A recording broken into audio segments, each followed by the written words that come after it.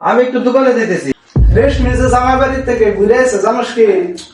আমি কই থেকে জানবো? তাহলে যাই একটু দেখে আসি। দাঁড়া। হাই হাই, ছেলে কয় কি?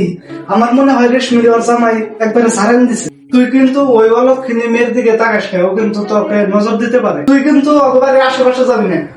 হে আবার আমার দিকে নজর দিব কে? ওই মারে বিয়ে দেওয়া লাগবে না? ওই মারে বিয়ে দিব কই? তোর পিছনে কিন্তু যে কোনো সময় লেলায় দিতে পারে, তুই একটু সাবধানে থাকিস। সন্ধ্যা তো হয়ে গেল, কামলা আলম কই? পরে দেখছোস এই যে সারাদিন কইছিলি রাতে খায় ঘুমাইতে হবো না, সকালে কাজ আছে না? কাম তো আছে, কাম তো আমি কি করি নাকি? কাজে যদি কোনো সমস্যা হয় তাহলে আমাকে বললেন, তাছাড়া কি আমার নিজের কাজ থাকতে পারে না? তোর আবার কাজ কিসের কাজ তো? মানুষকে সাহায্য সহযোগিতা করা, এটাও একটা ভালো কাজ। বলছে কি ওই রেশমির অনেক অসুখ, সেজন্য ডাক্তার আনছিলাম, ডাক্তার ওষুধ লিখে দিল, সেগুলো বাজারে থেকে না, তারপর ওকে বাড়িতে দিয়ে আসলাম আমি। তোরে দেখে তো মনে হয় তুই এই বাড়ি না ওই বাড়ির কামলা। যে মায়া নাকি স্বামীর সংসার ছাড়েছে তার আবার চিকিৎসা দম দেখে বাঁচি না। এইখানে রেশমির তো কোনো দোষ নাই, দোষ তো হইলো ওর জামাই। ওর জামাই যে বজ্জাতের বজ্জাত, ওর জামার মায়ের কারণে তো রেশমি অসুস্থ হয়ে গেছে। হয়েছে, অত দরদ দেন লাগবো না, যা খায় দেয় ঘুমা, যা যা। আর কাজ ফাঁকি দিলে কিন্তু কাজের তো না একবার বাই করে দিন। শোনেন, আপনার বাড়িতে মাগনা থাকি না, কাজ করে তারপরে খাওয়ান খায়। কাজ করলে দুনিয়ায় খাওয়ানোর অভাব নাই, যে বাতি খাম না, না খাই হয়ে থাকুন। দেখছো বাবা, কামলায় তোমার লগে কি বেদবিটা করে গেল। ওরা কিন্তু সুযোগ পাইলে কিন্তু আমি ঠিক মতন পেলাম। যাই, আমি একটু দোকানে যাবো। কি ব্যাপার? রেশমির কথা শুনে ও এত তাড়াতাড়ি চলে গেল। যাই তো দেখি ও কি করে।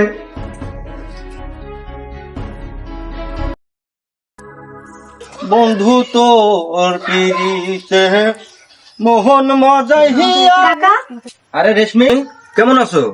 আমি কেমন আছি জানেন না আপনি? মজা লন আমার লগে? আরে মজালো মুখে, তোমার লগে আমার লগে কি মজা করার সম্পর্ক? কিছু কি লইবা দোকানে নাও? আমার যা লাগবো আমি লয়ে যাবো, আমার আব্বা দোকানে পয়সা দিয়ে যাবো। আরে তুমি শুধু শুধু রাগ করতে চাও, কিছু নিলে নাও, কোনো অসুবিধা নাই। আরে নাও, আমি তো দিতেছি তোমার, ধরো নাও। আরে ধরো নাও, নাও সবকিছু নাও, আর নিজের দোকান মনে করে নাও, ধরো নাও। আরে তুই এনে কি করস? আর তুমি এখানে কে? তোরা না বলছি তুই রেশমির লগে কথা বলবি না? আরে আমি কই থেকে কথা কই? অতি তো আমার লগে উজ্জব কথা কইতাছে, এইটা ওইটা চাইতাছে, আমি না দিয়ে কি করুম? এই জমির ভাই কথা সাবধানে বলবেন। আমি কখন এগুলো চাইতেছি, আপনি তো নিজে নিজে দিতেছেন এগুলা। হ্যাঁ মেয়ে, সাবধানে কথা বলবে। আমার ছেলে মিথ্যাবাদী না। মিথ্যাবাদী তো তুই, তোর চরিত্র ঠিক নাই। তুই আমার ছেলের পিছে লাগছস। কাকা, কাকা আপনি কিছু কর না কেন? কিছু কর না কেন? আপনার সামনে কত খারাপ খারাপ কথা বলতেছে। আরে এ মেয়ে তো গ্রাম নষ্ট করবো, আজকে আমার ছেলের পিছে লাগছে। কালকে কার পিছনে যে লাগে আল্লাহ জানে। গ্রামের মাতবর ডাকে আর একটা বিহিত করা লাগবে। চল চল চল, বাড়ি চল, চল চল।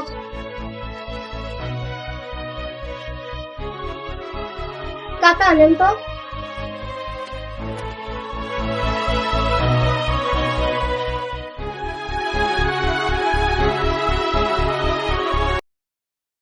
তুই আমার প্রতিবেশী হইয়া এই মাদ্রাসার রাইকা তুই আমার নামে বিচার বয়সা? দেখছেন মাদুর সাহেব, আপনার সামনে আমারও হুমকি দেয়। আমি এমন কি কাজটা করলাম? আমি এখানে আছি মেয়েদি, কথা কম। তোমার মেয়ে যদি বাড়িতে রাখতে চাও, আমার সাপ কথা, মেয়ে বাড়ির বাইরে যাইতে পারবো না। চেয়ারম্যান সাহেব ঠিক কথাই কইছে। তোমার মাইয়া বাড়ির বাইরে কোনো দিনও যাইতে পারবো না। তোমার মাইয়া আজকের পর থেকে এই বাড়িতেই থাকতে হইব। এটা কোনো কথা হইলো চেয়ারম্যান সাহেব? চেয়ারম্যান সাহেব, এটা কি বিচার করলেন কোন? আমার মেয়ের কি দোষ?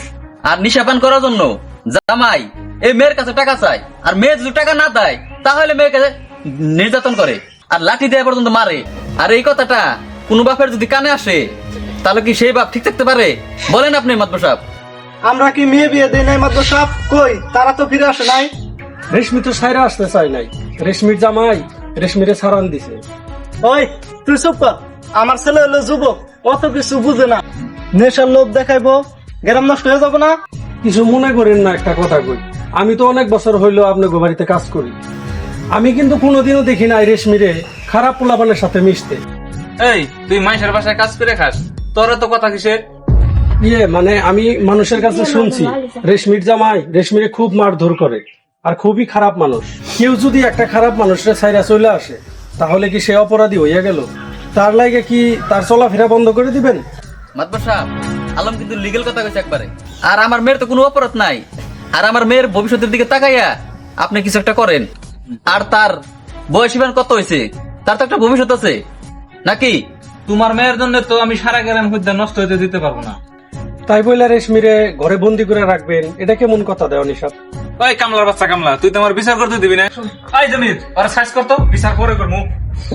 এই হারাম দাদা কামলার বাচ্চা নাম ধরে সাইজ করতে বলেছে।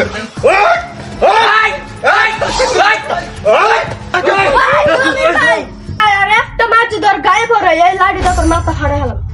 এই কামলার লাগিয়া আজকে তুমি আমার মাথা ফাটাই বেড়াইলে, কামটা কিন্তু কোনো ঠিক করলে না। আরে এই কামলার বাচ্চা জুলা, আজকের পরে থেকে আঙ্গ ব্যক্ত তোর কোনো জায়গা নাই। এই চলো তো বাবা।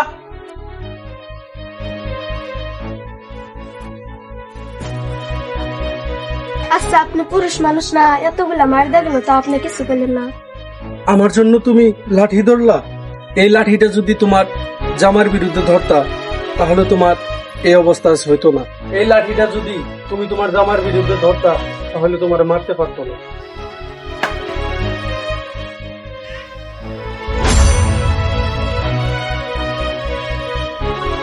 আলম, তুমি আঙ্গর জন্য তোমার নিজের থাকার জায়গা হারাইলা। চাইলে তুই আমার বাড়িতে থাকতে পারোস, আর ওনে যে কাজ করছিস সেই কাজটা না আমার বাড়িতে করবি।